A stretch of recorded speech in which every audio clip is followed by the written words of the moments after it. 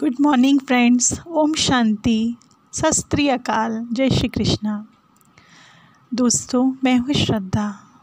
आशा करती हूँ आपको मेरी कहानियाँ अच्छी लग रही होगी और आप इसे पसंद करके दूसरों को भी शेयर कर रहे होंगे।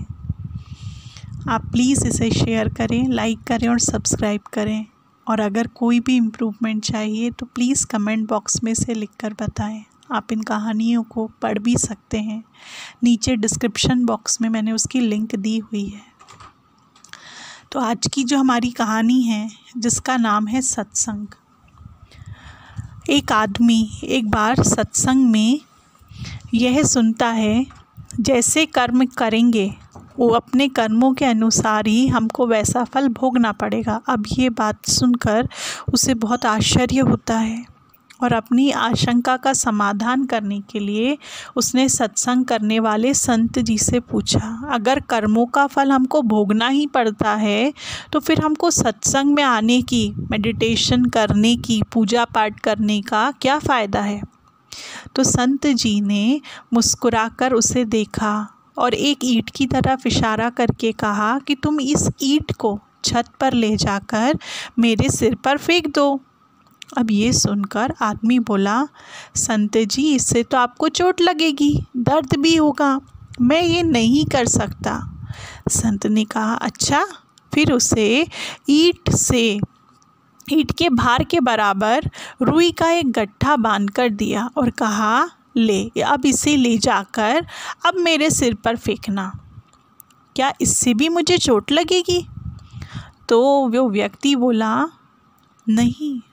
संत ने कहा, बेटा, इसी तरह जब हम सत्संग में आते हैं, जब हम परमात्मा की पूजा पाठ करते हैं, जब हम मेडिटेशन करते हैं, तो इंसान को अपने कर्मों का बोझ हल्का लगने लग जाता है। वह हर दुख, हर तकलीफ़ को परमात्मा की दया समझकर, इस ज़िंदगी के रहस्यों को समझकर बड़े प्यार से पार कर लेता है।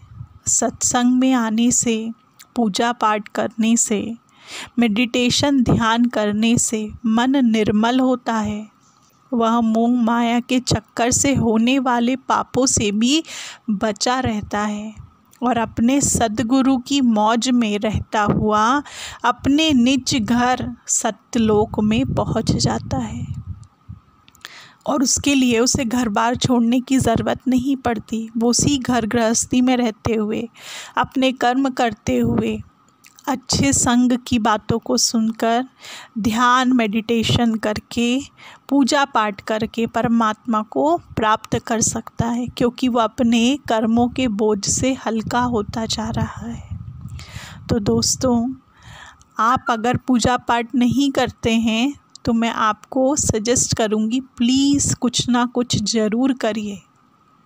या तो सत्संग में जाइए, या तो पूजा पाठ करिए, या तो मेडिटेशन ध्यान कीजिए, क्योंकि इससे हमारी आत्मा का बोझ हल्का होता है। जब हमारी आत्मा का बोझ हल्का होना शुरू हो जाता है तो शरीर में जो हमारी नेगेटिविटी है वो भी ख़त्म होने लग जाती है। बहुत सारे टेंशन्स, डिप्रेशंस, बीमारियां जो है वो प्रॉब्लम से हम छूटने लग जाते हैं। क्योंकि इंसान आज की डेट में आप देखेंगे कि किसी को कोई परवाह नहीं, कोई सत्संग नहीं, कोई ध्यान नहीं, कोई मेडिटेशन नहीं, कोई पूजा पाठ नहीं। आराम से सोकर उठते हैं, आराम से रात तक सोते हैं। परमात्मा का कोई वैल्यू ही नहीं है। जब आप परमात्मा को याद करेंगे तब वो आपको समझेगा, तब वो आपको याद करेगा, तब वो आपको राह दिखाएगा। आज क्यों सबको इतनी ज़्यादा बीमारियां हो रही है? हमारे बड़े बुज़ुर्गों की आयु इतनी लंबी क्यों होती थी? सोचिए, उन्हें क्यों कोई बीमारियां नहीं घेरती थी? क्योंकि वो सुबह जल्दी उठते थे, परमात्मा को ध्यान करते थे, सत्संग करते थे, सत विचार करते थे, पॉजिटिविटी में रहते थे। और आज का मनुष्य नेगेटिविटी, सुबह उठते के साथ मोबाइल, रात को सोते सोते तक मोबाइल, सुबह उठते के साथ टीवी और इंटरनेट।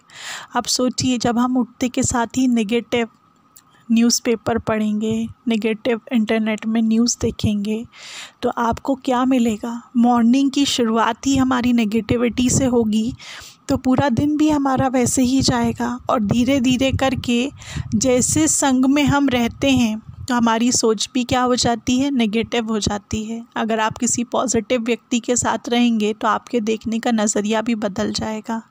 लेकिन आप यदि किसी शकी व्यक्ति के साथ रहेंगे और थोड़े दिन तक अगर वो वही फीडिंग आपके माइंड में करता रहेगा तो आप भी उसी की तरह हो जाएंगे, सोचने का तरीका बदल जाएगा। तो सत्संग, पूजा पाठ, अच्छे संस्कार, अच्छा ध्यान, मेडिटेशन, ये सब चीज़ें हमारी सोच को नेगेटिव से पॉजिटिव में कन्वर्ट करती है। हमारे जो विकर्म किए हुए हैं उसके बोझ को हल्का करती है, उन पापों को मिटाने में हमारी मदद करती है और हमारी शरीर से बीमारियों को भी दूर करती है। तो प्लीज़ मेडिटेशन को, सत्संग को अपनाएं। ओम शांति।